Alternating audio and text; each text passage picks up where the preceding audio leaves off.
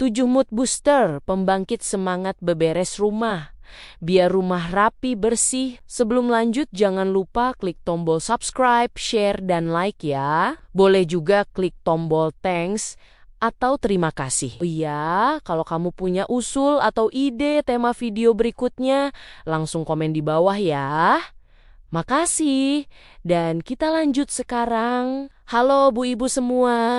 Aku mau ngajak ngobrol santai ya. Anggap saja ini lagi duduk bareng di dapur. Ada teh hangat, anak-anak lagi main entah di mana. Aku mau mulai dengan jujur. Ada hari di mana aku tuh capek bukan karena kerja berat, tapi capek lihat rumah sendiri. Bangun pagi, niatnya pengen produktif. Begitu keluar kamar, yang kelihatan pertama adalah kursi penuh baju. Meja penuh barang tidak jelas asalnya dari mana. Lantai ada remah-remah misterius. Terus kita berdiri, diam sebentar, tarik napas. Dalam hati ngomel pelan. Ini rumah apa gudang ya? Di situ biasanya muncul rasa bersalah, merasa tidak becus jadi ibu, merasa kalah sama ibu-ibu di internet yang rumahnya kinclong terus. Padahal sebenarnya ya Bu, yang di internet itu hasil pilih-pilih, yang ditunjukin cuma sudut terbaik. Masalahnya bukan kita malas, masalahnya kita capek. Capek fisik, capek mental, capek mikir. Makanya hari ini aku mau cerita panjang tentang 7 mood booster yang real, yang masuk akal, yang bisa dilakukan di rumah sendiri, bukan teori tinggi. Ini pengalaman sehari-hari. Mood booster pertama, turunin standar. Ini yang paling berat tapi paling ngaruh. Kadang kita malas mulai bukan karena rumahnya berat, tapi karena target kita ketinggian. Pengennya satu rumah beres dalam 1 hari. Pengennya langsung wangi, langsung kelihatan rapi, langsung Instagramable. Padahal kondisi badan kita hari itu belum tentu sanggup. Akhirnya apa? Karena merasa tidak sanggup sempurna, jadi tidak mulai sama sekali.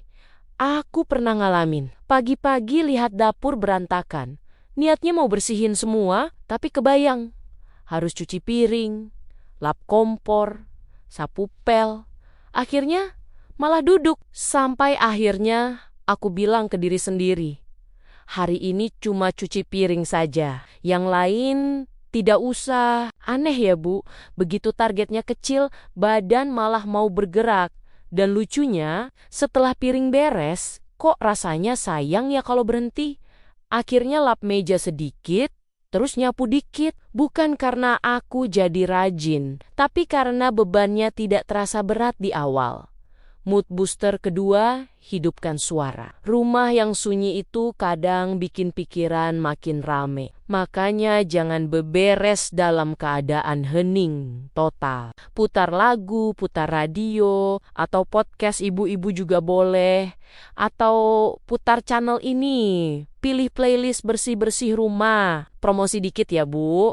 Aku pribadi sering pakai lagu lama, lagu zaman masih gadis, yang bikin senyum sendiri, kadang sambil beberes sambil nyanyi. Suara tidak enak juga tidak apa-apa. Yang penting, hati ikut bergerak. Ada juga hari di mana aku lagi capek banget, tidak pengen lagu. Akhirnya aku putar ceramah ringan atau cerita orang ngobrol, jadi rasanya seperti tidak sendirian. Mood booster ketiga, buka jendela dan gorden. Ini kelihatannya sepele, tapi efeknya besar.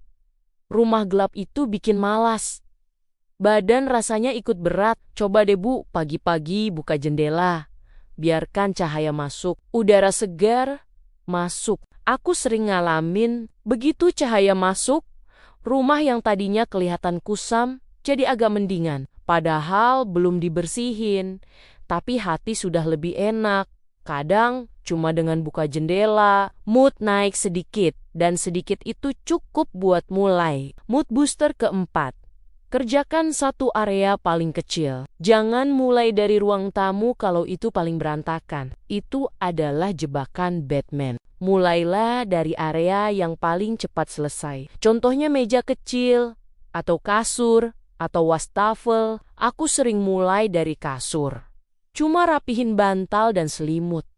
Tidak sampai 5 menit. Begitu kasur rapi, rasanya seperti menang kecil, dan kemenangan kecil itu bikin semangat. Otak kita tuh senang sama yang namanya selesai. Makanya kasih dia tugas yang bisa cepat kelar. Mood booster kelima, ngobrol sama diri sendiri dengan lembut. Ini penting banget. Seringkali yang bikin kita tambah malas itu suara di kepala sendiri.